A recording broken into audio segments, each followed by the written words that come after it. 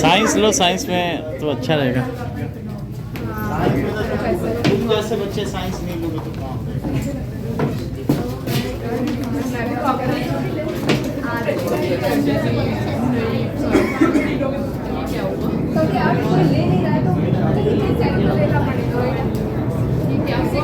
हमारा नेता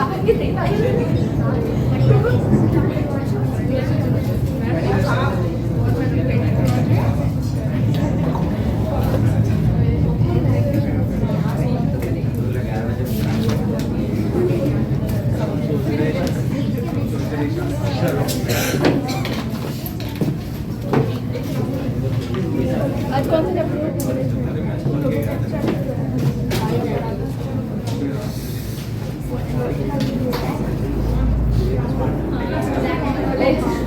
छूट गया।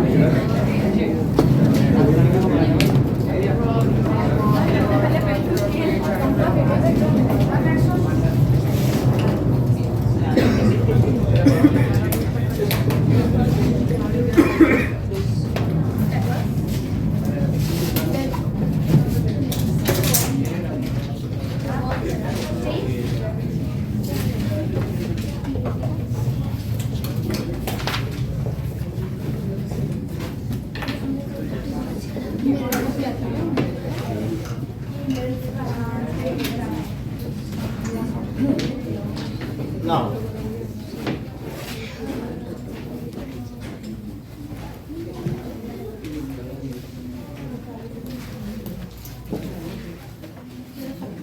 इसका वो चार वाला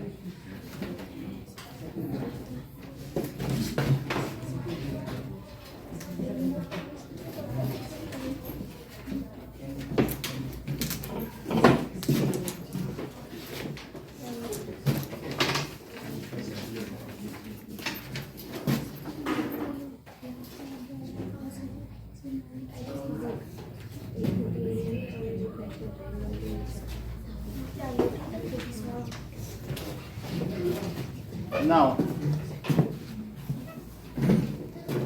first is for m is equals to plus half ध्रुवंशी। ये बताइए कन्वेक्स लेंस ये वर्चुअल बनेगी, इरेक्ट बनेगी और डिमिनिश्ड बनेगी। तो कॉन्वेक्स लेंस आपने बता दिया, ये बात सही है। कॉन्वेक्स है कॉन्केव है? आप बताइए। कॉन्केव होना चाहिए। चलिए, हमने अब जो पहले आपने बोला हमने उसी पे बनाया, अब हम इस पे बदलेंगे नहीं, ठीक है? डिमिनिश्ड है इरेक्ट। हाँ, that is 2f1, that is f2 and 2f2। तो अब हमें इसमें ऑब्जेक्ट कहाँ रख देना चाहिए जिससे कि हमें इस प्रकार की प्लस है, तो फिर प्लस में क्या बन सकता है इससे? ऐसा हो सकता है? प्लस वो भी डिमिनिश्ड बनना चाहिए, तो नहीं बन पाएगा। हमें ये वाला कौन सा केस हो सकता है? बी वाला हो सकता है, तो हम बी बना लें। फर्स्ट का बी देख लो, ठीक है? तो यहाँ पर मान लीजिए रख दिया इनके बीच में, तो क्या होगा? ये ऐसे जाएगी, ठीक है? और इसके बीच में रखेंगे तो बियॉन्ड, तो ये हमारा कौन सा केस होगा? +2 का, नहीं -2 का। ये इसके आगे बनेगी कहीं, अच्छा बड़ी भी है, ठीक है? तो 2f2 यहाँ पे बन गई। तो ये कौन सा केस है बताओ? ये -2 का है, सो ये ई केस हो गया। ओके, -2 का केस हो गया, m इज इक्वल्स टू -2। और एक केस ले लेते हैं, m is equals to -half, case भी लो। इसके लिए पीयूष हमें कहाँ रख देना चाहिए object? Beyond 2f1, beyond 2f1, that is f1 2f1, f2 2f2। so let this is the object। तो जो रे जाएगी उसे रिफ्लेक्ट ही होना है। इसको देख के फाइका आपको क्या लगता है, ये कन्वर्जिंग लेंस है कि डाइवर्जिंग लेंस है? कन्वर्जिंग। क्योंकि अगर प्रिंसिपल एक्सिस की ओर आए तो वो कन्वर्जिंग है, और प्रिंसिपल एक्सिस से दूर जाए आफ्टर रिफ्लेक्शन तो अब एक इससे ऑप्टिक सेंटर से जाएगी और ऑप्टिक सेंटर से होते हुए कहीं चली जाएगी ना। इसको किनके बीच बनना चाहिए? दूर है तो बीच में बनना चाहिए। हम इसको और थोड़ा देखें कि क्या स्पेसिंग करेक्ट है या फिर हम इसको स्केल से बनाएं।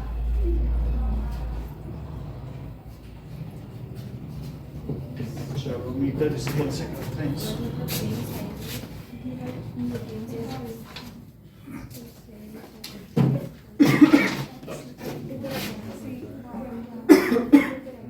थोड़ा स्केल से होगा तो ही ठीक होगा ना।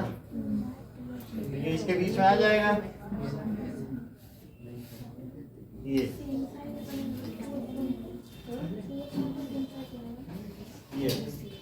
तो क्या हो गया? That is it is m is equals to -half. Now अब देखो, एक है +हाफ, दैट इज a। तो ईशान इसमें हमें क्या करना होगा? कॉन्केव लेंस ले लिया, ज्यादा कर्वेचर नहीं लेना है। और इसी में क्या कहीं रखने का भी कंस्ट्रेन है कि यहाँ रखो कि कहीं भी रख दें? चलो कहीं भी रखो। तो मैंने इसको placed anywhere between infinity and optical centre. तो इससे जो रे निकलेगी वो ऐसा लगेगा, it appear to diverge from focus। This is the principal focus, f1 is the principal focus, and the ray which passes through optical center passes undeviated। तो ये undeviated है, रूल नंबर 3। अब जो देखने वाला है अगर वो इन दोनों रेस को देखेगा तो आगे तो मिलेंगे नहीं, तो इनके पीछे मिलने की संभावना है। If races are retraced back then these meet at this. चूंकि एक्चुअली नहीं मिल रही हैं बोथ रेस, इसलिए यहाँ पर जो बनने वाला डायग्राम है वो इस तरीके से होगा। अगर हमने कल भी बताया था कि अगर इमेज लेंस के इधर बने तो वो डॉटेड होगी, और मिरर के पीछे बने तो डॉटेड होगी। ये फ्लैटली ट्रू है, इसी बात को ध्यान रखिए। अब देखो, तो इसमें सृष्टि m की क्या वैल्यू है? सर इसमें एक एरो पीछे नहीं बनाएंगे क्या? -1/2। बहुत अच्छी बात है, आप बोलो। हाँ बोलिए ध्रुवांशी, क्या कह रही हैं? सर ये जो एरो है ये आगे बनता है या उधर बनता है? एरो बनाओ, ठीक है। यहाँ से जाएगी 4 एरो बनने हैं आपके पास, ठीक है। अब देखो, एक हमारे पास A हो गया, B हो गया, C देखो। C के लिए सुप्रिया कहाँ रख दिया जाएगा? कौन सा लेंस लेना होगा? Sir concave. चलो बोलो। कॉन्वेक्स और 2f1। कॉन्वेक्स हमने ले लिया, एंड दैट इज 2f1 पे रख देंगे। तो अगर हम 2f1 पे रखेंगे सुप्रिया, कोई बताएगा नहीं, तो इसकी इमेज कहाँ बन सकती है? मतलब इनके बीच में कि इसके बियॉन्ड? सर इसके बीच में। बीच, करेक्ट। जैसा कि इन्होंने बताया, ठीक है। तो ऐसे ये लोग बनते हैं, तुम लोग ऐसे सम्मान करो, दूसरे की भी तो भावना है। हमेशा अगर रिस्पेक्ट दो तो रिस्पेक्ट लो। साइंस रिस्पेक्ट पे चलती है, तो समझ में आ गई बात कि नहीं? अब यहाँ पर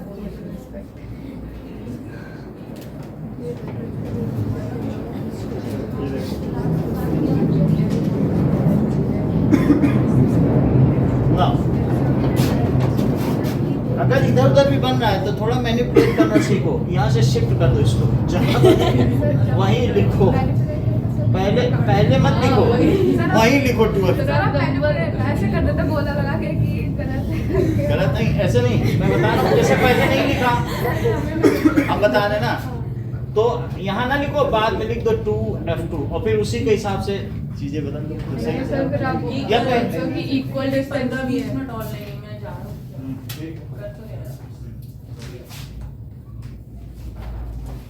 चाय नाश्ता कुछ चाहिए बता।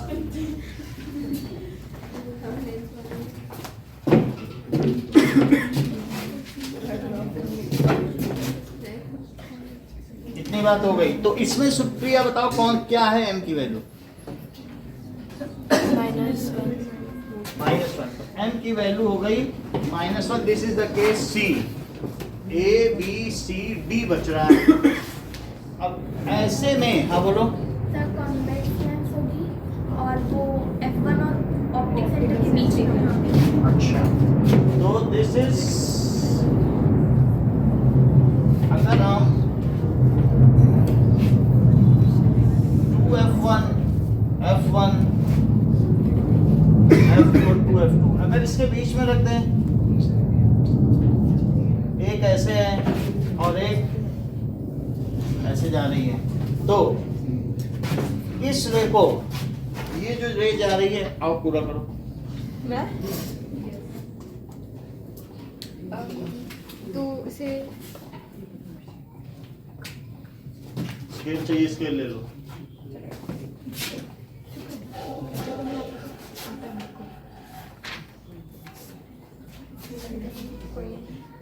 इस तरह से चलो ठीक है, अब कहाँ बनेगी इमेज?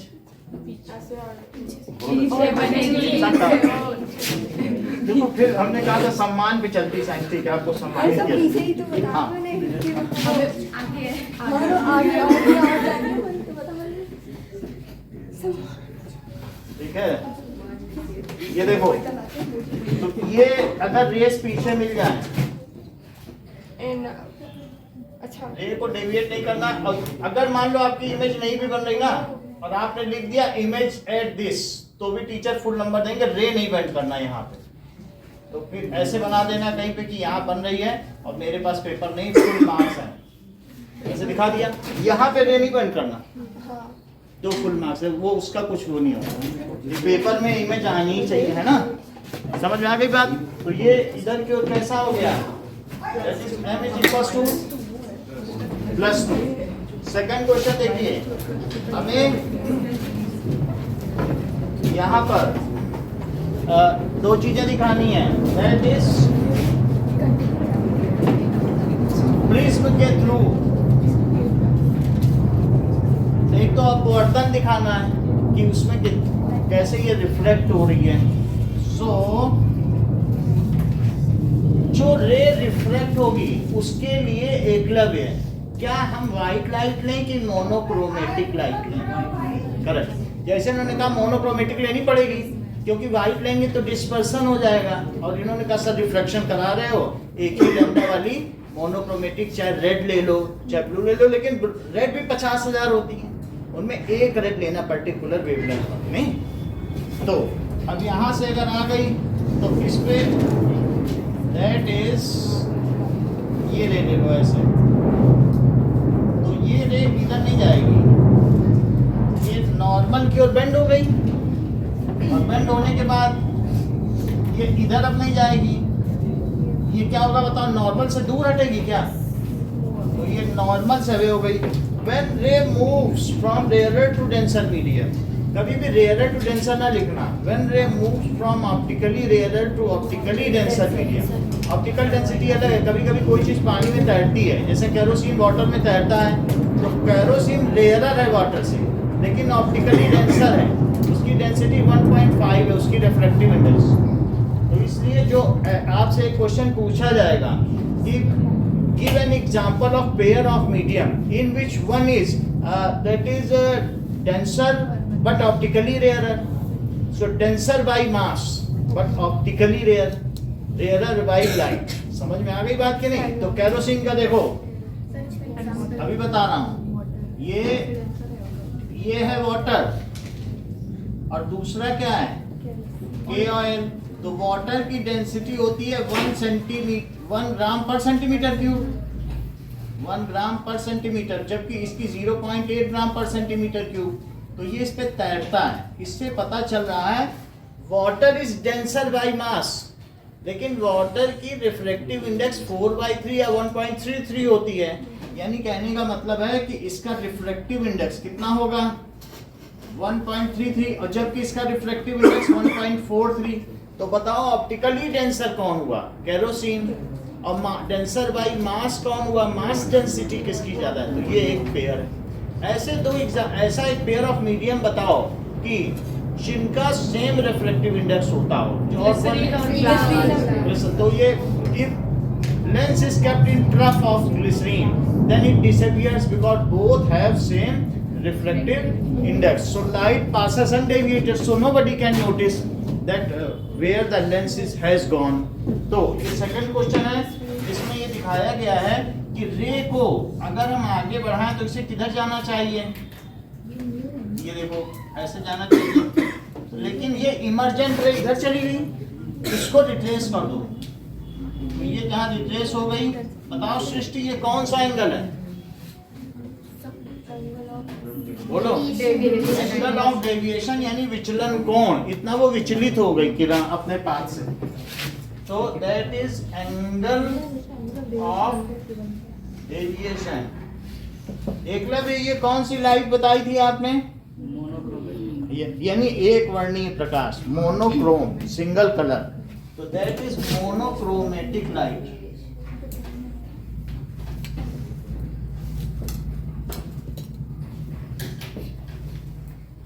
ये बात हो गई, ठीक है। एंड एनी कलर आप दे सकते हैं। अब ये चीज ऐसे लिख दीजिएगा, that is reflection through prism.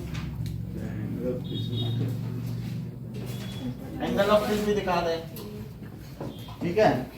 और दूसरा है that is dispersion through prism. तो अगर एक आपने रे ले ली, रे लेने के बाद ये परपेंडिकुलर है, सभी रे मुड़ेंगी, लेकिन सबसे ज्यादा कौन सी बेंड होगी, सबसे ज्यादा वॉयलेट बेंड होगी, क्योंकि जिसकी सबसे ज्यादा एनर्जी उसी की सबसे ज्यादा चेंज होगी। सो वॉयलेट विल बेंड, वॉयलेट सबसे ज्यादा बेंड हुई, फिर उसके बाद ब्लू, विप ग्योर, फिर इंडिगो होगी, इंडिगो के बाद, ठीक है, इंडिगो हो गई, दैट इज ब्लू।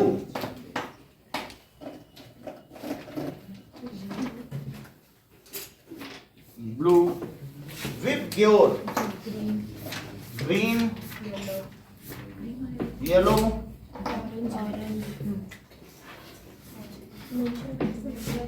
और फिर ऑरेंज, और उसके बाद रेड। तो ये ऑरेंज हो गई। After that is red. इसको क्या कहते हैं, that is the arrangement of various bands of light, visible light, which is taken on screen as per increasing or decreasing order of their wavelength or frequency is called electromagnetic spectrum. That is the pattern of various bands of light, ठीक है, taken on screen on basis of their increasing or decreasing order of wavelength or frequency is called electromagnetic spectrum. ये definition पूछी जाती है। तो अब इसमें हमने देख लिया कि कई लोग इसमें बनाते हैं तो बहुत बड़ी गलती करते हैं कि ये लाइट है ना, तो एक ये लाइट है इधर जानी चाहिए, तो वो खोलते खोलते रेड इतना खोल देते हैं कि रेड इधर चला जाता है। ये गलती नहीं करनी भाई। तुमने बनाना शुरू किया, सारे कलर बना दिए, लेकिन बोलोगे और बड़ा करें, और बड़ा बड़ा इतना हो गया कि रेड यहाँ चला गया, तो क्या नॉर्मल को उधर चली जाएगी, बेंड तो होना है कि नहीं। इस तरीके से अगर इन सभी पे नॉर्मल डाला जाए तो सभी पे इंडिविजुअली 7 नॉर्मल पड़ेंगे, तो इसमें जो पर्पल कलर है वो पर्पल हो जाएगा, फिर दूसरे भी कलर होंगे, तो वो बेंड हुआ है, देखिए खुला है, फिर इसी तरीके से जो दूसरे कलर होंगे वो भी बेंड होने लगेंगे, और इन सबको हम एक स्क्रीन पे ले लेंगे।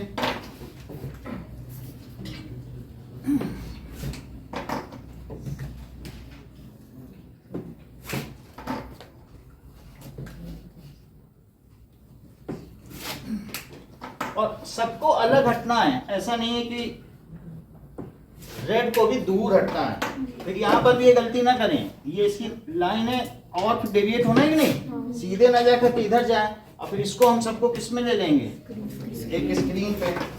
तो दिस इज इलेक्ट्रोमैग्नेटिक स्पेक्ट्रम। इसको मैं लिखवा भी दूंगा आपको कि व्हाट इज इलेक्ट्रोमैग्नेटिक स्पेक्ट्रम। तो ये यहाँ पर हमने सुप्रिया क्या देख लिया, ये जो है ये क्या चीज दिखाई जा रही है यहाँ पे? सर वाइट लाइट का प्रिज्म से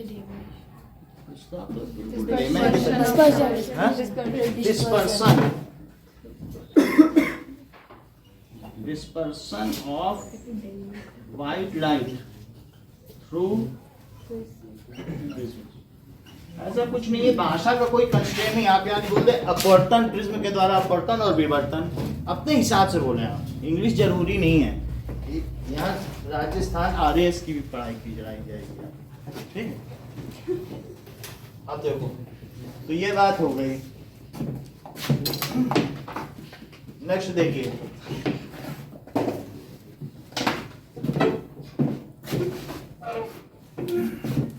ड्रॉ रे diagram for image formation.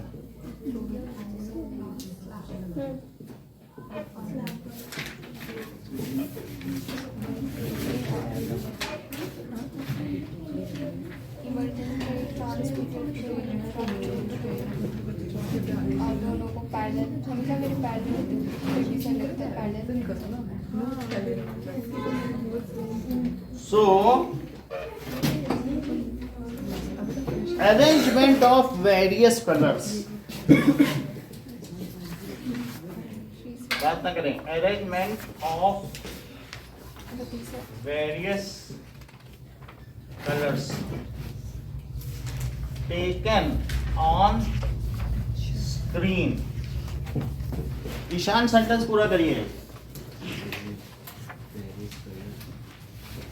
on screen in decreasing or increasing order.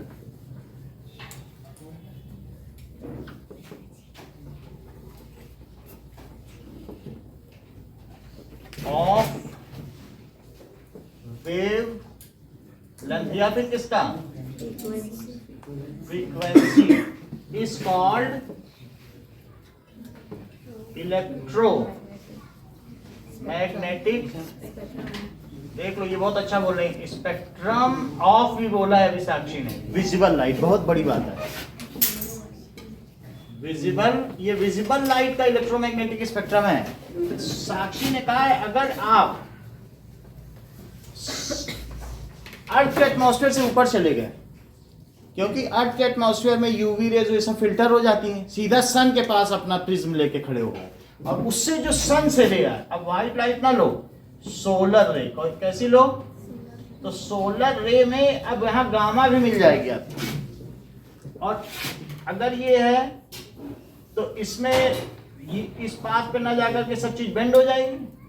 तो यहाँ पर 1 2 ये बेंडिंग दिखाई गई है, और बेंडिंग दिखाने के बाद फिर और भी खुलेंगी, फिर 1 2 3 4 ऐसे। तो यहाँ पर भी एक स्पेक्ट्रम होगा, it is electromagnetic spectrum of light, फिर लाइट बोला जाएगा। तो इसमें ये हो जाएगी सबसे पहले गामा रे, फिर क्या हो जाएगी एक्स रे, फिर हो जाएगी यूवी अल्ट्रावायलेट या पराबैंगनी तरंगें, फिर उसके बाद विजिबल दृश्य प्रकाश, उसमें से आपको सारे पैटर्न मिल जाएंगे। यही वो दिखेगा जो यहाँ है, जो इतना सब कुछ है वो यहाँ दिखेगा, because other colors cannot perceived by our eyes due to their either high energy or due to low energy, so we can only see or perceive a particular range. इससे ऊपर वाला है तो हमारे कॉर्निया को डैमेज कर देगा, retina को डैमेज कर देगा, जला डालेगा, और कम है तो हम उसके लिए हमारी आई ससेप्टेबल नहीं है। तो अल्ट्रा, अब विजिबल के बाद क्या लिखे, दैट इज इंफ्रारेड, माइक्रोवेव, फिर और एक और लिख लो, that is radio radio wave. Radio waves वे होती हैं जिससे कि हम मोबाइल में कम्युनिकेशन करते हैं। माइक्रोवेव्स वो होती हैं जिनका ऑसिलेशन वाटर के पार्टिकल के ऑसिलेशन के इक्वल होता है। अगर तुम्हारा झूला चल रहा है और सही झुलाने वाला है तो वो तुमको पीछे से तभी पेंग दिया जाता है, पीछे से धक्का दिया जाता है ना, आओ हम सब झूला झूले पेंग बढ़ाकर नब को छूले। यानी जब हम झूले और उसी टाइम धक्का दें, और अगर कोई अनाड़ी है तो कभी भी ऐसे ऐसे धक्का देगा तुम्हारा झूला उल्टा पुल्टा हो जाएगा, तुम बहुत ज्यादा उसका एम्पलीट्यूड नहीं पा पाओगे। तो इसका मतलब है कोई भी चीज तब तुम माइक्रोवेव ओवन में रखते हो तो जो पानी अगर उसमें है तो पानी में रेजोनेंस हो जाएगा, क्योंकि उसकी ऑसिलेशन जो फोर्स्ड ऑसिलेशन है क्या वो वाटर के ऑसिलेशन से मैच कर रही है, वो मैच कर जाती है। तो पानी के ऑसिलेशन बढ़ते जाते हैं, बढ़ते बढ़ते अगर जितने ज्यादा ऑसिलेशन तो जो एनर्जी होता है it is perpendicular to amplitude का स्क्वायर। ज्यादा एम्पलीट्यूड होगा किसी चीज में तो उसमें एनर्जी नहीं होगी। जैसे हमने कहा बॉयज के लैरिंग्स में, वॉइस बॉक्स में जब गलफड़े ऐसे ऐसे होते हैं तो वो दूर के खड़े रिक्शे वाले को बुला लेता है, या फिर लायन उसका जब एम्पलीट्यूड ज्यादा होता है तो पूरे जंगल में दहाड़ चली जाती है। उसी तरीके से अगर ऑयल वाली चीज है और तुमने रख दिया माइक्रोवेव ओवन में तो उसमें कुछ नहीं होगा, क्योंकि उसके ऑसिलेशन उससे मैच ही नहीं कर रहे हैं and ultimately it will die out. लेकिन वाटर में कोई चीज रखोगी, पानी में गीले करके रख दो तो भले सब हो जाए, वाटर होना चाहिए। तो पहली चीज बताई रेडियो वेव कम्युनिकेशन के लिए है, माइक्रोवेव ये किसी चीज में गर्म करने के लिए, खाना पकाने के लिए। इंफ्रारेड रेज, इंफ्रारेड रेज क्या होती हैं? हमारी बॉडी, आपकी बॉडी में से जो रेज निकलती है, हीट रेज या तवे से निकले, तो वो सब कैसी होती हैं? Infrared rays. इंफ्रारेड कैमरे भी हमने आपको दिखाए थे, यहाँ रखा हुआ है कि नहीं? तो इंफ्रारेड कैमरा ये नीचे रखा हुआ है, तो उससे अगर आप प्रगति मैदान में भी जाओगे या बिग बॉस में, सब अंधेरा रहेगा लेकिन वो कैमरा फोटो खींचता रहता है, क्योंकि हीट जो बॉडी की हीट है उससे वो सेंस कर लेगा कि हमारा चेहरा कैसा है, बॉडी कैसा है। अगर रबड़ का चूहा रख दो और असली चूहा रख दो तो सांप असली चूहे को खाता है, क्योंकि वो इंफ्रारेड को सेंस कर लेता है, उसी से वो देख पाता है। तो एक ही तरह का भी होगा तो वो हीट से सेंस करता है। फिर इसके बाद क्या है? विजिबल लाइट है, अल्ट्रा वायलेट। जब कहीं स्पार्क प्रोड्यूस होता है तो वो अल्ट्रा वायलेट लाइट है, मतलब वायलेट से भी हम वायलेट का 10% ही देख पाते हैं, 90% हमारी आंखें नहीं देख सकती हैं, वो आंखों को डैमेज कर देती हैं। तो इसलिए फिर इसके बाद एक्स रेज बहुत डेंजरस होती है, वो नैनो सेकंड से ऊपर अगर हमारी बॉडी में पड़े तो फिर हमारी बॉडी को म्यूटेट कर सकती है, हमारे डीएनए को म्यूटेट कर सकती है। बात समझ में आ गई कि नहीं? मतलब उसमें टूट फूट हो जाएगी। Hello, good morning sir. Good morning sir Sumit बोल रहा हूँ आकाश इंस्टीट्यूट से, जोधपुर से। हाँ जी, हाँ जी। अच्छा सर, बस वो सिद्धांत के लिए बात की ना कल मैम से आपकी। हाँ, तो अभी सिद्धांत को पढ़ाने का विचार हमने छोड़ दिया है। अच्छा अच्छा अच्छा अच्छा। तो फिर हम आपसे बात करेंगे, क्योंकि अभी ये कुछ गवर्नमेंट की पॉलिसी आ गई है। अच्छा अच्छा। तो अब मैं थोड़ा सा और लोगों से डिस्कस कर लूँ, बोल रहे हैं कि इस बार एडमिशन नहीं देना है 9th 10th में। नहीं वैसे तो सर ऐसा है नहीं, क्योंकि हम तो एज एन इंस्टीट्यूशन अगर करें तो वो सबसे पहले पॉलिसी मतलब हम इम्प्लीमेंट करते हैं। तो जब मैं आके बात करूँगा आपसे। ठीक आ जाएंगे सर। हाँ, इनसे बातचीत करके ना करना क्या क्या है, किसका ले रहे हैं एडमिशन। तो बता रहे थे कि आप नाम लिखा दीजिए, बाकी जैसा होगा। 9th 10th का पूछा था क्या तो अब वो सिद्धांत के पीछे पढ़ेंगे, कोई नाम तो बताना पड़ेगा ना। हमने आकाश से बात की थी कि क्या पॉलिसी चल रही है, कैसे है, क्योंकि नई पॉलिसी आई है, तो उन्होंने उसी का वापस जवाब दिया। 11th 12th की फीस क्या है, 9th का क्या है, पूरा स्ट्रक्चर का पूछा था। यहाँ तक बात समझ में आ गई? तो दैट इज, ये भी एक इलेक्ट्रोमैग्नेटिक स्पेक्ट्रम है। So arrangement of various electromagnetic waves, इन सभी को क्या कहते हैं? Electromagnetic wave. ये प्रोड्यूस कैसे होती हैं?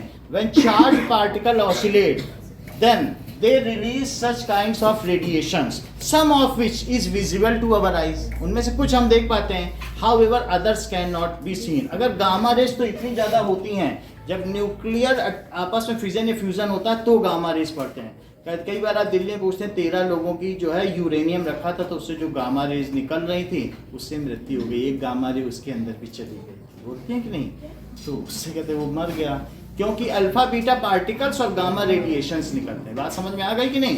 तो गामा रेडिएशंस है ये, इसकी इतनी हाई फ्रीक्वेंसी है कि 1 सेकंड में 10⁻36 टाइम्स ऑसिलेशन हो रहा है। और जो जिस लाइट की हम बात कर रहे हैं, जो तुम देख पा रहे हो उसकी फ्रीक्वेंसी है, तो इनमें तुलना करो जरा। ये विजिबल है और ये कौन सी है? Gamma rays. तो इतनी पड़ जाए तो बॉडी में क्या होगा, होगा कि नहीं? तो इट इज न्यूक्लियर रिएक्शंस में होगी, इट इज सो हाई।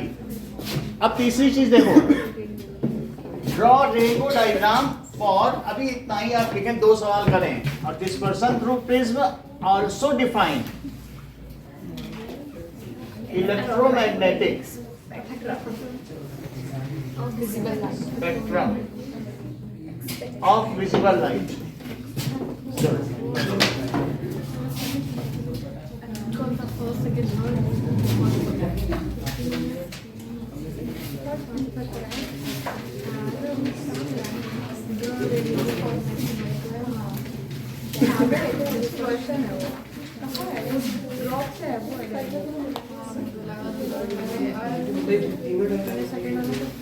ये 2 है, ये रिफ्लेक्शन वो लगे है, वो डिस्पर्सन, वो तो क्वेश्चन करना है। तो बताया कि कभी कोई क्वेश्चन आ जाए।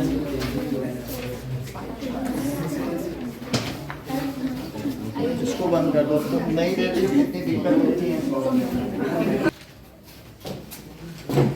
Draw rainbow formation. तो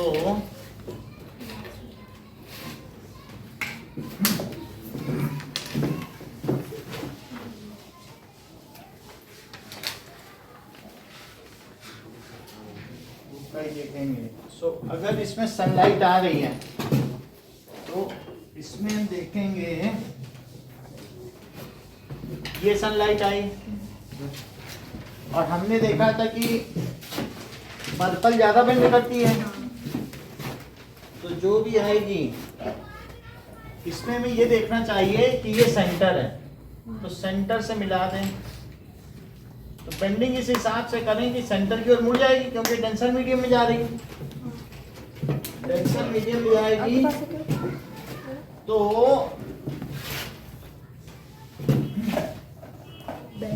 ये बेंड हो गई और रेड भी बेंड हुई, रेड थोड़ी सी हुई। ये वैसे इसका ओरिजिनल पाथ क्या होगा, ये आगे तो हमने बेंड की है, ये इसका ओरिजिनल पाथ है, तो ओरिजिनल पाथ से बेंड हो गई।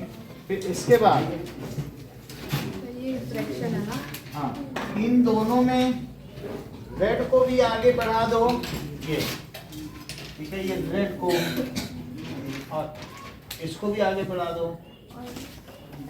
पर्पल को, तो ये थोड़ा ऐसे लिखा है अलग अलग।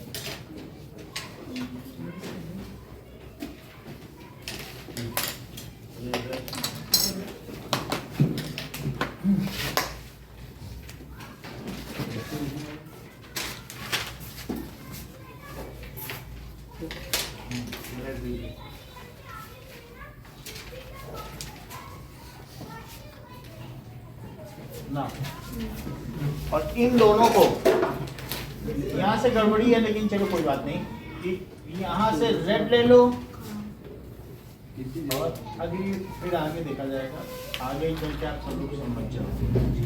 यहाँ हो गया और यहीं पर ये दिखा दीजिए, ये रेनबो फॉर्मेशन अर्थ पर है, ये 40 डिग्री और ये 42.5, तो नीचे से भी ग्योर शुरू हो जाएगा। दिस इज रेनबो फॉर्मेशन, ऐसे बनाना है। तो इसमें सबसे पहले रिफ्लेक्शन होता है, ये सबसे पहले क्या हुआ, तो यहाँ पर चीजें डिस्पर्सन हुई, डिस्पर्सन यानी स्प्लिटिंग ऑफ व्हाइट लाइट, बात ना करें, splitting of white light into component colours is called dispersion. ये डिफरेंट कलर्स में टूट गई, फिर इसके बाद टोटल इंटरनल रिफ्लेक्शन और फिर क्या हुआ, रिफ्रैक्शन।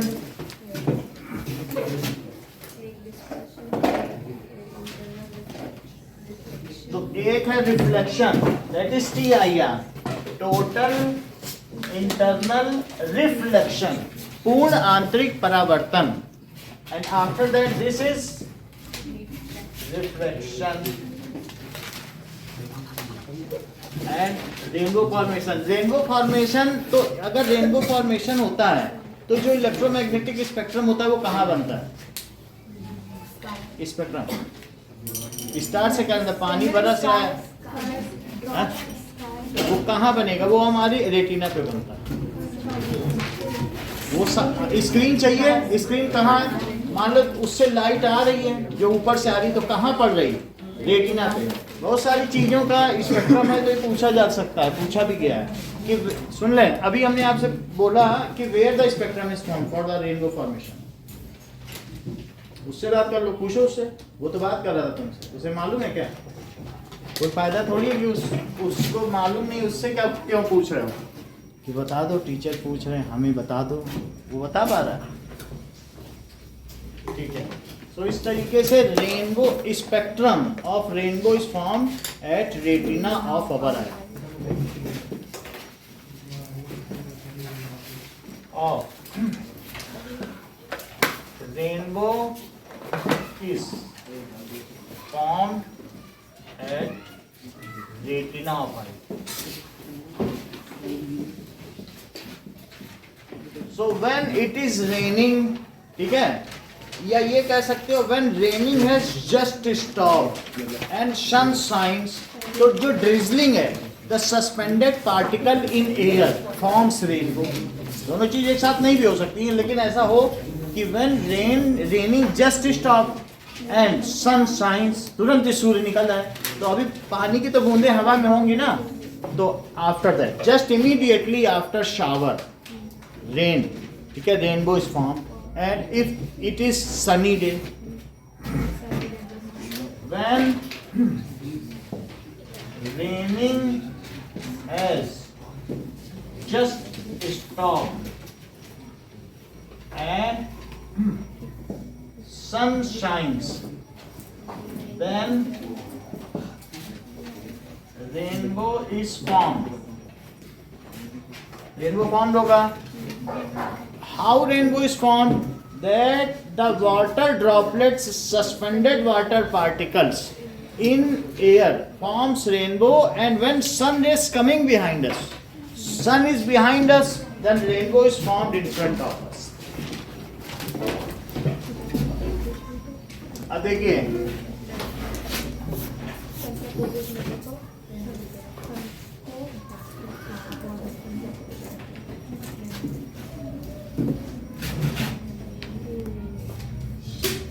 तो यहाँ पर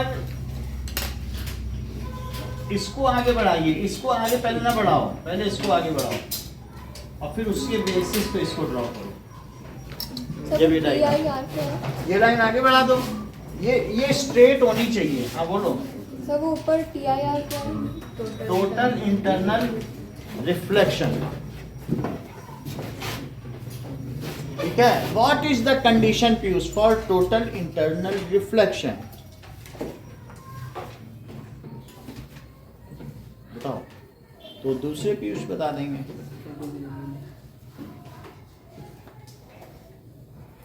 बताइए, हाँ बोलो।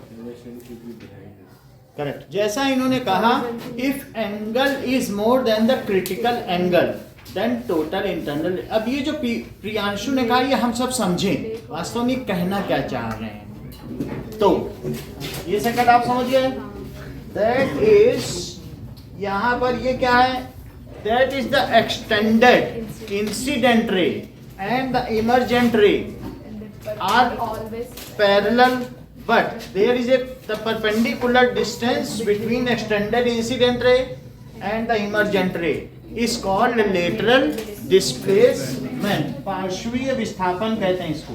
It is called lateral displacement. So perpendicular distance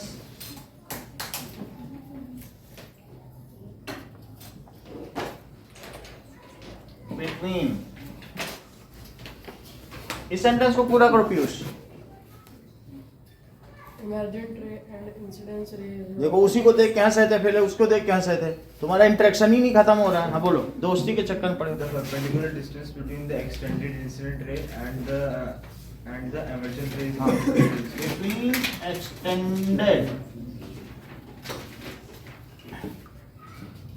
extended incident ray and emergent ray is called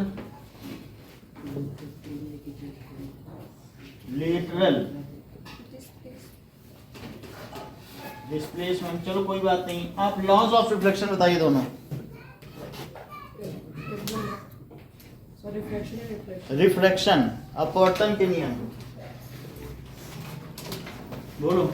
The angle of incidence, the angle of reflection, and a normal angle is on the same plane at the point of incidence.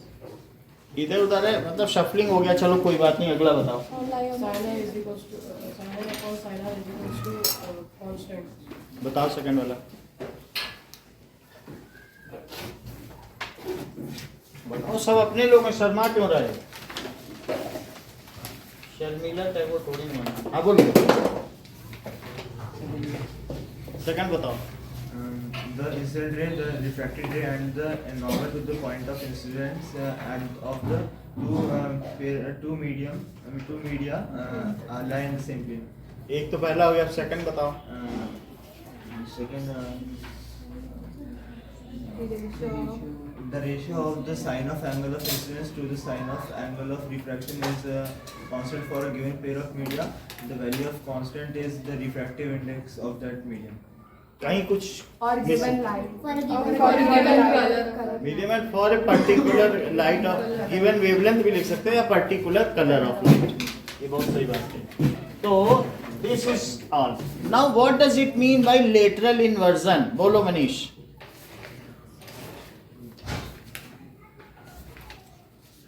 बोलो बोलो, पीयूष आप बोलो।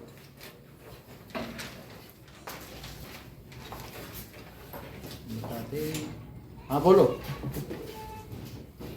सौम्या, सृष्टि।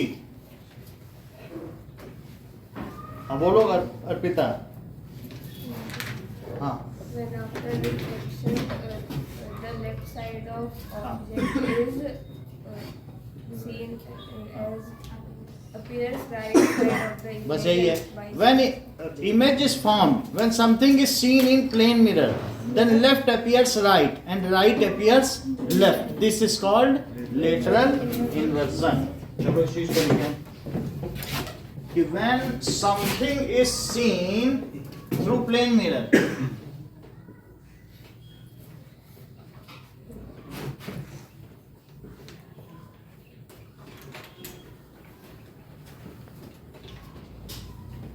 then left side of object appears right and right side appears left. It is called, इसे क्या कहेंगे? Lateral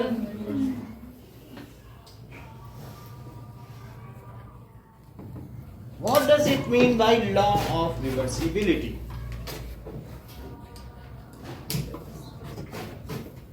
चलो इतनी बातों के ऊपर हटा दें ये तो।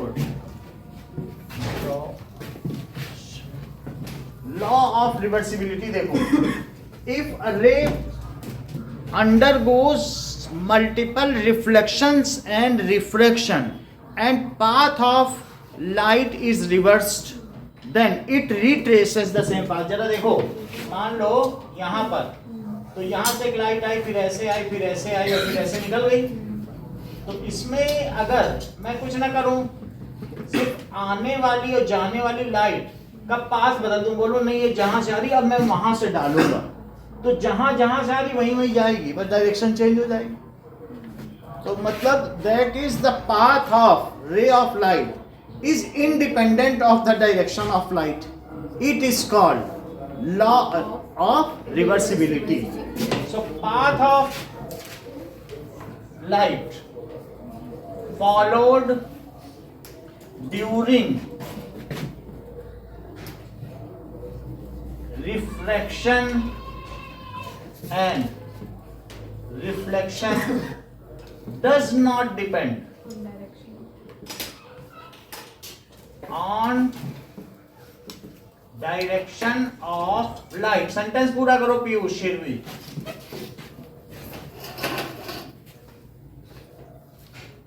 तुम डाउन ही होते जा रहे हो, तुम डेफिनेशन ही नहीं बता पा रहे हो किसकी है, हर चीज में कुछ नहीं बता पा रहे हो. अभिषेक तुम्हारी मुस्कुराहट भी अच्छी है. Law of reversibility. It is called, और भी तो लोग पढ़ रहे हैं, कोई खरगोश के तो बच्चे हो नहीं. It is called law of, हम लोग मनुष्य इसलिए कि चीजों को एनालाइज कर सकते हैं. नहीं, डायरेक्शन ऑफ लाइट पे डिपेंड नहीं करते. डायरेक्शन का मतलब है अगर if the direction is reversed, so if from where the reflected light or refracted light is coming, through that the light is incident, then the from where the light has incident, वहीं से वो वापस आ जाएगी. यहाँ से गई तो यहाँ जाएगी, यहाँ से छोड़ोगे यहाँ. तो इसका मतलब डायरेक्शन पे डिपेंड नहीं करेगी, क्योंकि उसको सिर्फ लॉज ऑफ रिफ्लेक्शन और रिफ्रैक्शन को फॉलो करना है. उसको क्या मतलब है कि रे कहाँ से आ रही है और कहाँ जा रही है. बात समझ में आ गई कि नहीं? अब देखो 5th क्वेश्चन देखिए.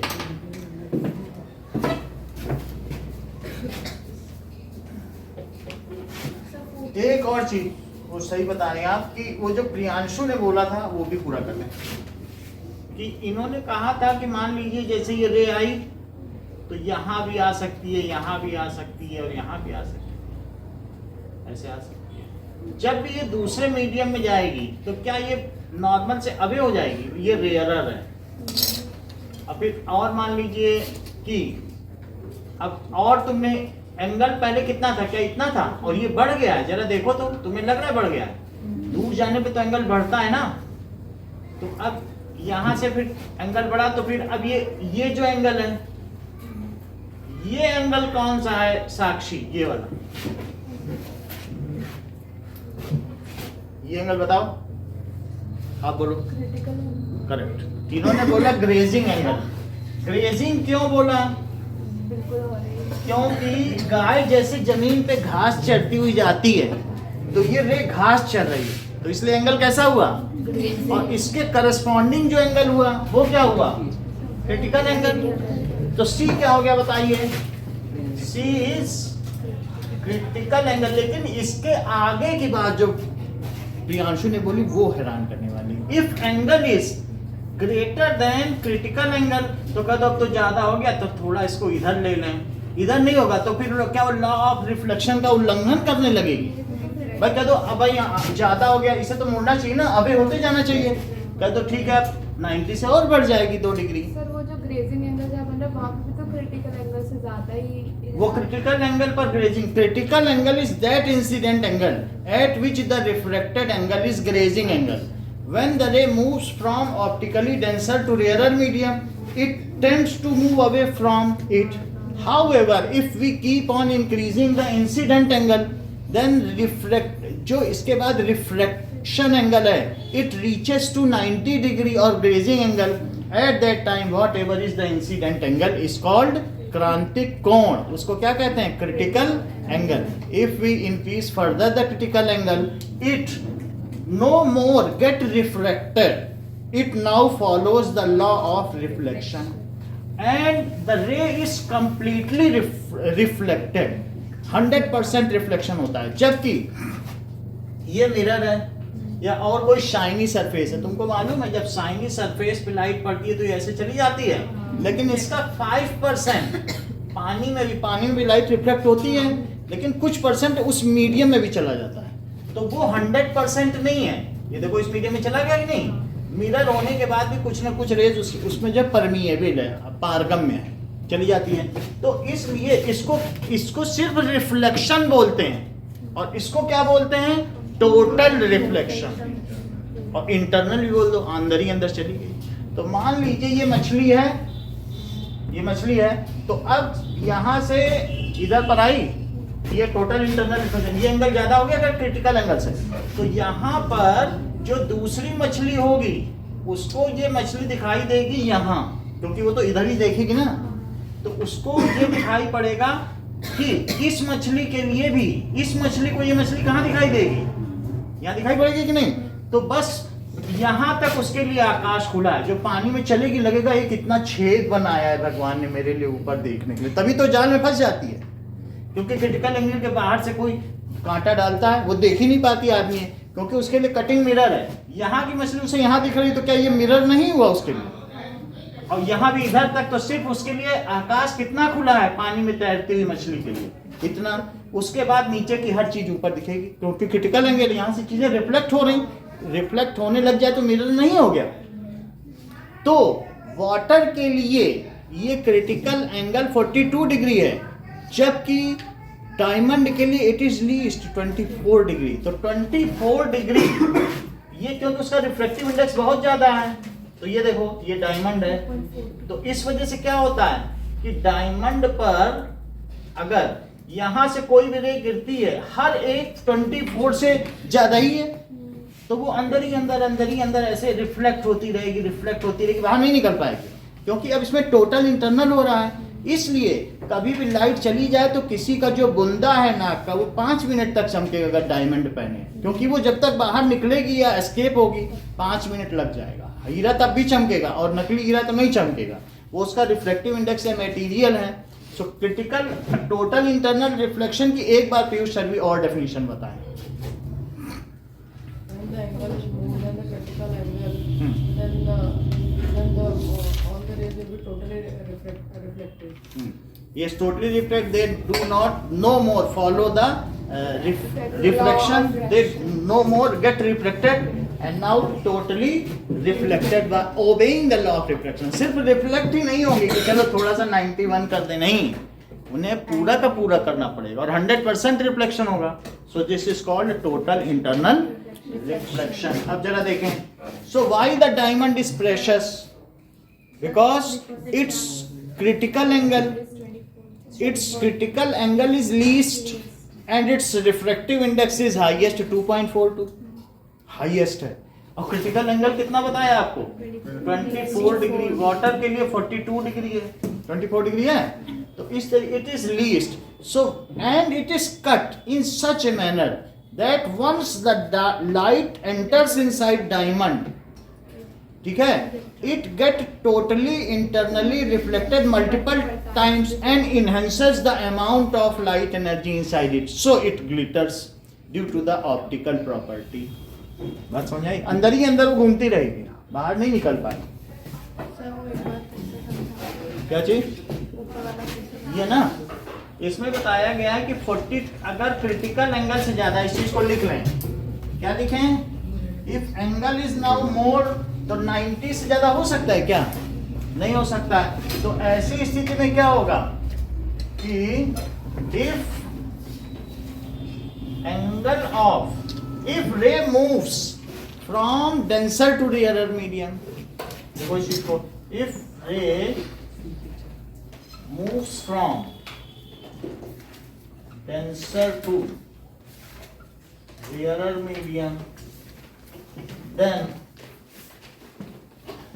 it bends away from normal। अब आपसे पूछा जाएगा what is critical angle? Critical angle is that incident angle eight which the reflection angle या रिफ्लेक्टेड एंगल इज 90 डिग्री, ठीक है। क्रिटिकल एंगल क्या है? एक बार लेट रूम क्रिटिकल वो तो लिखा दिया ना, कि मतलब जो तुम्हारे लेफ्ट में है तो वो राइट में अपीयर होगा, विच इज मिरर में आप देख लेना घर में भी। और वैसे भी हमने दिखाया था कि एटम जो है वो मोटा दिखता है, तो वो जो इधर का लेटर है वो उधर दिखता है, उधर का इधर दिखता है, यही तो लेटरल इन्वर्जन है। दिखाया था कि नहीं एटम को लिख के? तो इस तरीके से critical angle is that incident angle, Eklavya sentence पूरा करो। refracted angle is 90 At which refracted angle, sir critical angle 2 medium के लिए अलग अलग किसके लिए? किसी 2 मीडियम 2 मीडियम में ही होगा रिफ्रैक्शन, डेंसर से रेयरर में जाए। क्रिटिकल एंगल अलग हाँ, अगर पेयर ऑफ मीडियम बदलते जाओगे तो क्रिटिकल एंगल अलग अलग होता जाएगा। So at which reflected angle is, क्या है बताइए? 90 डिग्री। 90 डिग्री। हमने आपको पहले भी दिखाया था कि एक जो जमीन में आप लोगों को मालूम है इस तरीके के ऑप्टिकल फाइबर केबल आजकल पड़ती हैं, उसमें कुछ नहीं होता है। अच्छा, अब मुझे बताइए क्लैडिंग क्या होती है? बताओ, साक्षी बता देंगे तुमको, हमने बताया था उस टाइम, तुमको याद रहता है। क्लैडिंग का मतलब है कि जो अंदर की इसकी थिकनेस है ना, वो खूब ज्यादा डेंसिटी की हो और उसके ऊपर एक ऐसी कोटिंग कर देते हैं जो कम डेंसिटी की, सॉइल के भरोसे नहीं रहते हैं। ये इसके ऊपर जो एक दूसरी कोटिंग है ना, मोटा पाइप होता है कि नहीं, थोड़ा सा थोड़ी मोटाई होती है उसकी, और अंदर हॉलो है पूरा। अच्छा, अब बताओ, अगर ये ऊपर वाला जो है क्लैडिंग ये रेयरर है और अंदर वाला जो क्लैडिंग है वो कैसा है बताओ? डेंसर। तो अब मैंने इसी में जो हमारा जो फोन का वायर है ना, घर में लैंडलाइन भी होता है या कुछ भी होता है, इसी के थ्रू भेज देते हैं वो रेस। रेस के अंदर जाएगी तो वो जो रे है इसका क्रिटिकल एंगल करीब करीब 30 डिग्री होता है क्लैडिंग का। तो जितनी भी रे जाएगी वो 30 से ज्यादा ही होगी, और ज्यादा एंगल हो गया तो क्या उसी में रिफ्लेक्ट हो जाएगी, और रिफ्लेक्ट होने के बाद रिफ्लेक्ट होके 5 किलोमीटर तक बिना एटीन्यूएटेड हुए, यानी अपनी ऊर्जा को क्षय किए हुए बिना, मतलब नुकसान किए हुए बिना 95% तक एनर्जी 5 किलोमीटर तक पहुंच जाती है। और आज वो युग नहीं रह गया है कि जब कहा जाता हो कि इस रूट की सभी लाइनें व्यस्त हैं। ये ऑप्टिकल फाइबर केबल का ही कमाल है कि our all the energy reaches to multiple user. तो ये ऑप्टिकल फाइबर के थ्रू टोटल इंटरनल रिफ्लेक्शन के एप्लीकेशन से ही संभव हो पाया। बोलो, बात समझ में आ गई है ना? ये देखिए, एट विच रिफ्लेक्ट, बहुत जगह पड़ा है, बहुत जगह तो ऐसे ही सड़क निकाल भी देते हैं बोल करके, वो वही सब ऑप्टिकल फाइबर केबल है। At which reflected angle is 90 degree. अगला देखिए, if critical angle is more than 90 degree तो क्या होगा बताओ? Then it is no more reflected and get reflected in same medium following the law of reflection. It is called total internal reflection और पूर्ण आंतरिक परावर्तन। So when one incident angle is more than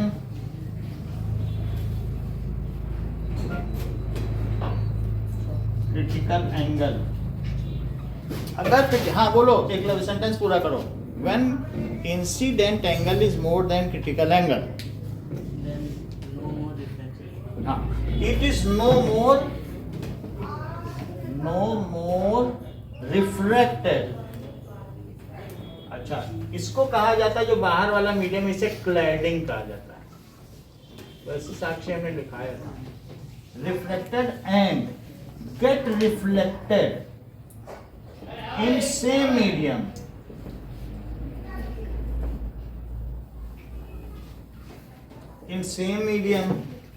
obeying laws of reflection. It is called total internal reflection. इसको total internal reflection कहेंगे। अब आगे देखिए,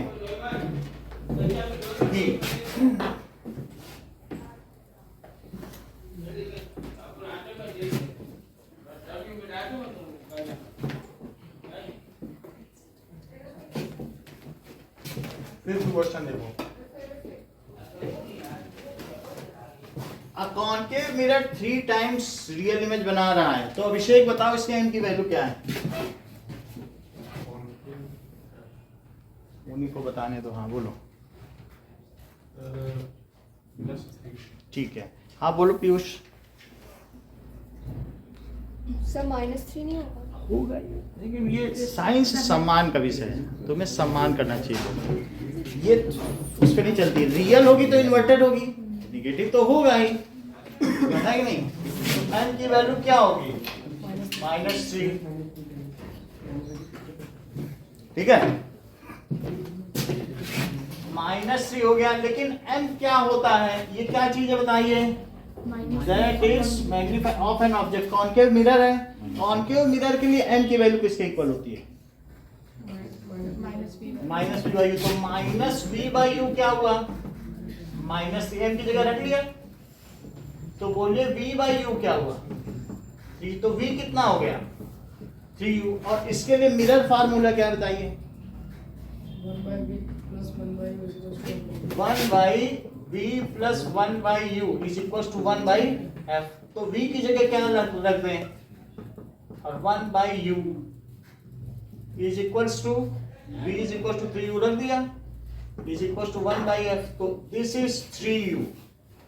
तो यहाँ कितना आ जाएगा? 1 plus 3, 1/f। तो 4/3u और 1/f भी कुछ दिया है क्या? सीधे से उसी में u के वैल्यू रखनी है। अच्छा देखो, और भी कुछ दिया है क्या? ऑफ एंड ऑफ u दिया है ना हाँ सर, उसी में इन फ्रंट, तो -10 रख दो, it is equals to -10 is equals to 1/f। तो 4/-30 इज इक्वल्स टू 1/f। तो f कितना हो गया? -30/4, तो 7.5 सेंटीमीटर। इससे अभिषेक क्या पता चलता है ये कौन सा मिरर है? सर वो तो दिया है ना। वो दिया है तो कॉन्केव मिरर में f उधर ही हो जाएगा। वो where is the image located? तो अब v निकाल लो, v कितना हो जाएगा? -3u। 3u। सो -30।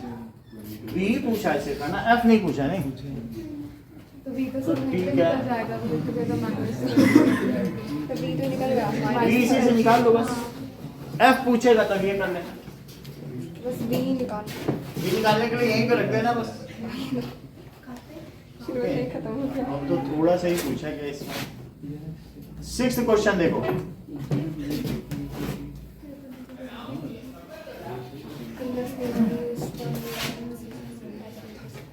सिक्स में दिया गया है convex mirror uses the rear view mirror. तो कॉन्वेक्स मिरर हम लोगों की स्कूटी या बाइक में रहता है और उसका रेडियस ऑफ कर्वेचर 3 मीटर है। तो उसकी रोमिल फोकल लेंथ क्या हुई कॉन्वेक्स मिरर की? थोड़ा थोड़ा बताने की आदत डालो, ठीक है? तो प्लस में हुई कि नहीं? अब ये हो गई। इफ ए बस इज लोकेटेड, यू कितना हुआ ईशान? u की वैल्यू -5 मीटर। और अब हमें चाहिए find the position, nature and size of image. तो v कितना आ जाएगा? ये भी मिरर का ही है, +1/u। तो इस तरीके से f निकाल लेना। और m कैसे निकालोगे? -v/u, इसमें वैल्यू डाल देना, यहां से v आ जाएगा, v निकाल लोगे ना, तो v निकाल लेना। f की कितनी वैल्यू? f भी हमने लिख दिया, फिर ये निकाल लेना, ठीक है? 7th क्वेश्चन देखें। An object 4 centimetre is size. तो 4 सेंटीमीटर क्या है, इसको किस सिंबल से डिनोट करें? h plus equals h plus. That is HO plus 4 हम सेंटीमीटर। तो h और h डैश लेते थे ना। HO लिया करो, it is explicit. So 25 centimetre पर ये रखा गया। u कितना है? -25 सेंटीमीटर पर रखा गया है। फोकल लेंथ कितनी है सुप्रिया? फोकल लेंथ बताओ, f की वैल्यू कितनी है? 15 है। बताती ही नहीं है तो क्या करें, हम हेल्पलेस हैं। बोलो बेटा, ये जानती हैं चीजों को। -15 सेंटीमीटर। तो यहाँ तक हो गया। What distance should A screen be placed? तो अब स्क्रीन भी प्लेस्ड है तो सौम्य क्या पूछा गया? वी ही स्क्रीन होती, क्योंकि वही इमेज जहां बने वहीं पे रख दो, स्क्रीन प्लेस कर दो। तो इसमें आपको, और अगर नेचर भी पूछ ले तो एम भी निकाल लेना। एम का फार्मूला सौम्य क्या होता है मिरर के लिए? -v/u। तो पहले हम इसमें फार्मूला लगाएंगे 1/v + 1/u is equals to 1/f। और दूसरा क्या लगा लेंगे माइनस वी बाई, तो नेचर के बारे में पता चल जाएगा। 8th क्वेश्चन देखें, ऑप्टिकल डेंसिटी। सो ऑप्टिकल डेंसिटी क्या होती है? ऑप्टिकल डेंसिटी की डेफिनेशन देख के बताता सर हूँ। Height h by h dash होती है, h dash by हाँ? Height H dash H I by H O, मतलब अगर 3 गुना बन रही है तो एच आई को 3 गुना होना चाहिए, एच ओ को क्यों ऊपर रखो?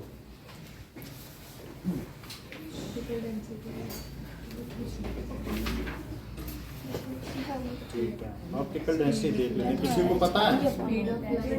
क्योंकि ये कई बार टीचर गड़बड़ कर देते हैं, तो नेट से ही ठीक है।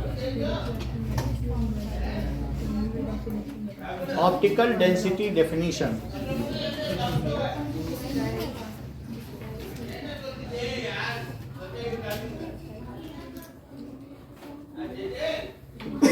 optical density is the ability of medium to transmit light through it. Optical density is बात ना करो medium, ability of medium to, ability of medium to transmit light. If during refraction light bends more towards normal, then that medium is optically denser. If speed of light reduces in a medium larger, then that is optically denser. ऐसा आगे भी लिख देना। तो क्या लिखोगे? If during reflection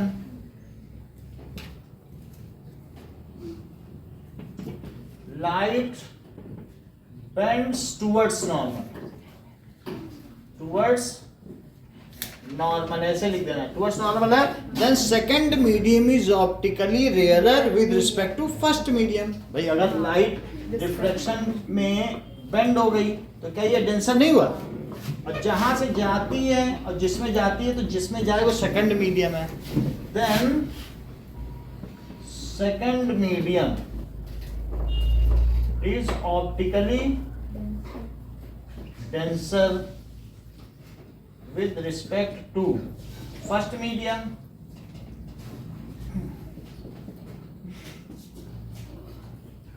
अब देखो, in denser medium speed of light is lesser than the rarer medium। in denser medium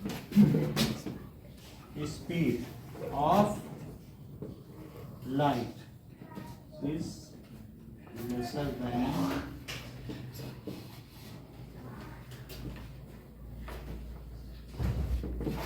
if value of refractive index for a medium is absolute refractive index is more than it is optically denser। दो की आपने ले ली, मान लो किसी की glass की 1.5 है और वाटर की 1.33 है तो वाटर डेंसर। जिसकी refractive index absolute refractive index की जिसकी वैल्यू ज्यादा है तो उसका क्या करेंगे? मान लीजिए जैसे ग्लास और एक क्या है वाटर, इसकी कितनी वैल्यू है 1.5 और इसकी कितनी है? So glass is optical density की कितनी ability to transmit light through it, बस इतनी है। बाकी आप एक दो लाइन सपोर्ट में लिख सकती हैं, जिससे कि अब ये देख लो, so glass is optically denser than water, ऐसा लिख सकते हैं। See what is absolute refractive index? बोलो। The ratio of any ratio of the light, the speed ratio of light in any vacuum medium with by respect speed to of the light in the speed medium. of light in vacuum is called absolute reflection। Vacuum ऊपर आता है शायद। क्योंकि ऊपर vacuum में आता तो है। सबसे ज्यादा होती है, 1 से कम तो रिफ्रैक्टिव इंडेक्स होता ही नहीं है। सो एब्सोल्यूट रिफ्रैक्टिव इंडेक्स क्या है?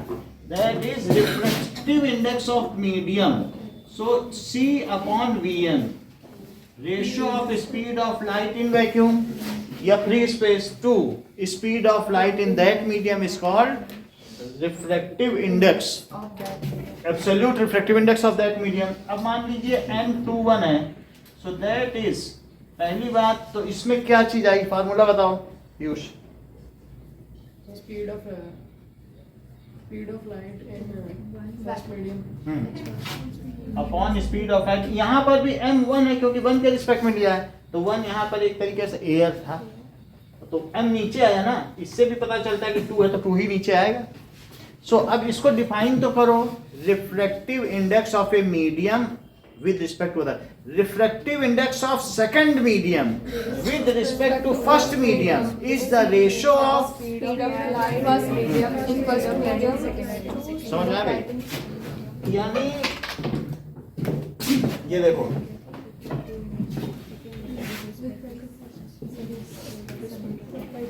ऐसे लिखो, एब्सोल्यूट रिफ्रैक्टिव इंडेक्स क्या है? Absolute refractive index is ratio of speed of light, ratio of speed of light in vacuum to speed of light in that medium.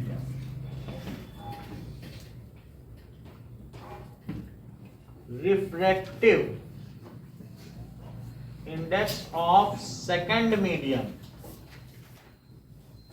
with respect to first medium is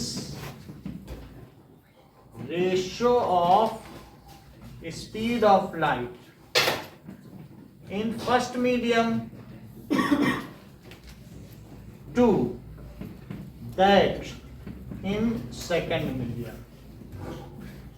that लिखने का मतलब है कि हम उसी चीज को रिफर कर रहे हैं, सेकंड मीडियम। और ये तीन चीजों के इक्वल है, एकलव्य वो भी बताओ। मान लीजिए जैसे एक मीडियम से जा रही लाइट, तो उसमें लाइट खूब तेजी चल रही, लेकिन इसमें चल ही नहीं पा रही, तो इससे क्या पता चलता है किसमें लैम्डा ज्यादा हुआ? अगर तुम चल रहे रेत में चलने लगे सड़क से रेत में, तो तुम्हारे पैर आगे बढ़ेंगे ही नहीं, तो तुम्हारा लैम्डा घट जाएगा कि नहीं? तो इस तरीके से बोलो लैम्डा 1/λ2 करें, मान लीजिए 1.5 है, इससे क्या पता चलता है? 1.5 से तुम्हें क्या पता चला? ये एयर है और ये क्या है? ग्लास। तो एयर में इसकी क्या स्पीड है? हंसने से क्या होगा? एयर में है स्पीड तो है, उससे हंसने करें, एयर में 3 × 10⁻⁸ देखो ग्लास में 2 ही रह गए। हंस रहे उसकी बात पे, वो रोमिल बोल रहा है ना, वो उन्हीं दोनों पे फंसे हुए बेचारे। और फिर 10th में उन्हीं का हाथ पकड़ के लटक जाएंगे। अरे देखो, तो इससे हंसने से होगा, तुम यहाँ पर रिजॉल्व करो चीजों को, है ना। अब यहाँ पर बोलो लैम्डा 1/λ2 लिखें कि लैम्डा 2/λ1। लैम्डा 1/λ2 मतलब ऊपर 1 लिखे। क्यों ऐसा इन्होंने कहा? क्योंकि v = न्यू लैम्डा और v = न्यू लैम्डा। अच्छा, ये बात इनको भली प्रकार मालूम है कि जब एक मीडियम से दूसरे मीडियम में चीज जाती है तो फ्रीक्वेंसी नहीं बदलती, because frequency is a fundamental property. तो इन्होंने लैम्डा मनी में काट दिया होगा, तभी भी बता पाई। बहुत बड़ी बात है जो ने बताई कि when light moves from one medium to other then its wavelength changes। so ये क्यों होता है? due to the speed changes। तो इसलिए यहाँ क्या लिखा जाए? लैम्डा 2/λ1। अब बोलो इसको फ्रीक्वेंसी के टर्म्स में शिरवी क्या लिखा जाए? न्यू 1/ν2 कि न्यू 2/ν1? v1/v2। वही बात है। बोले हम हंसी का खेल कर देते हैं, फ्रीक्वेंसी चेंज ही नहीं होती सर, तो चाहे न्यू 1 लिखो चाहे न्यू 2, बेकार ही है। बहुत बड़ी बात बोली। बोले दिमाग क्यों लगा, बाद में बचा के रखेंगे अच्छे काम के लिए, है बात कि नहीं? फ्रीक्वेंसी के टर्म्स में हो भी सकता है जब चेंज ही नहीं होगी। अच्छा, और किसके टर्म्स में लिखा जाए बताइए? sin i/sin। v क्या है? न्यू ये बात समझ आ गई? इन सभी पे क्वेश्चंस आते हैं, ठीक है। बोलो, वेवलेंथ का मतलब है जहां स्पीड ज्यादा वहीं पे वेवलेंथ ज्यादा। ये λ1 और ये क्या है? λ2। इसका डिडक्शन अगली क्लास में आएगा, अभी नहीं है, 12th में तक इंतजार करिए। तो λ1 और λ2 क्यों है यहाँ पर लिए गए हैं, वो हम आपको वेवफ्रंट के टर्म्स में बताएंगे। λ1 जहाँ स्पीड ज्यादा वहीं पे तुम्हारे कदम लंबे, जहाँ स्पीड कम वहाँ कदम छोटे नहीं हो गए और कदम ही लैम्डा है। इतनी बात सब समझ में आ गई? अगर समझ में आ गई तो मुझे बताइए रिफ्लेक्शन क्या होता है?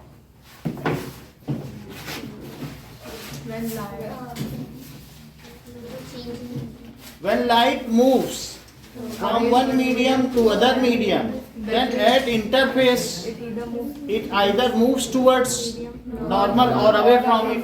So bending of light when it moves from one medium to other medium is called reflection. बोलो बात समझ में आ गई? तो अभी हमको इसमें से 3 क्वेश्चन करने हैं, 5th, 6th, 7th।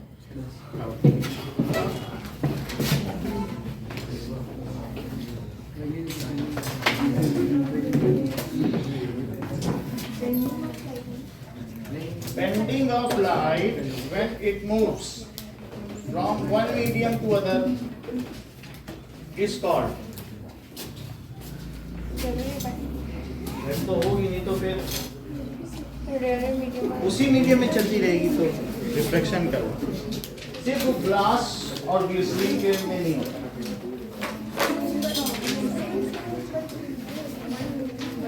ऑफ कर